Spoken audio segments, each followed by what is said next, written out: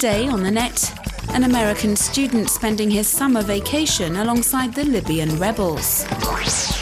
WikiLeaks sparks controversy by releasing uncensored diplomatic cables. And 100 years of fashion in 100 seconds.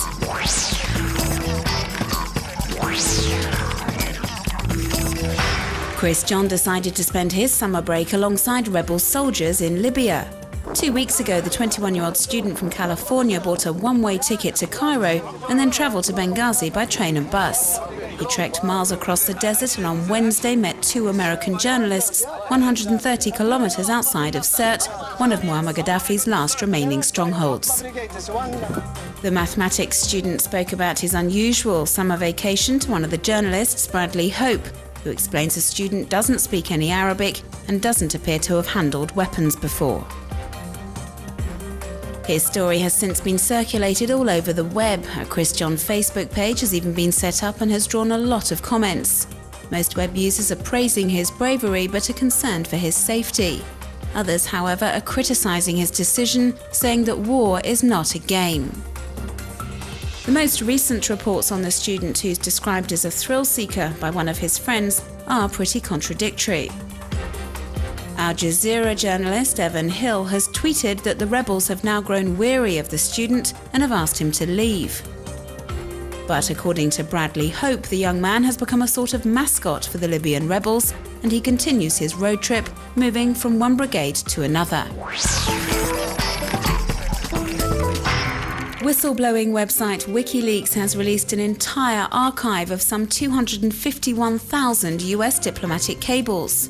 This decision has triggered fierce debate as the organisation, which was founded by Julian Assange, has chosen to publish all the names featured on the telegrams, something it has never done with the thousands of documents released in the past. WikiLeaks has tried to justify this decision by saying all of these diplomatic cables were already available on hundreds of websites, and that the vast majority of web users were in favour of uploading these documents in their entirety. The organisation is in fact asking web users to get involved by looking for additional information and sharing it on Twitter using the keywords #WLFind. But despite this reasoning, 5 newspapers that have collaborated with WikiLeaks as publishing partners since December 2010 have condemned the move.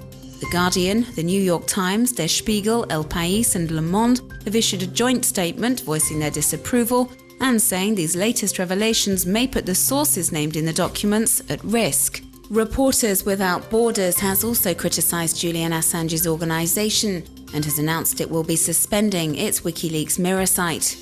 The NGO has said that as the protection of sources is now in question, it must temporarily dissociate itself from WikiLeaks. The Virtual Museum of Modern Nigerian Art is now officially open. Accessible solely online, it currently has 400 artworks, but this number is set to increase by the end of the year. The project was set up by the Pan-African University in Lagos to showcase the vitality of Nigeria's artistic community.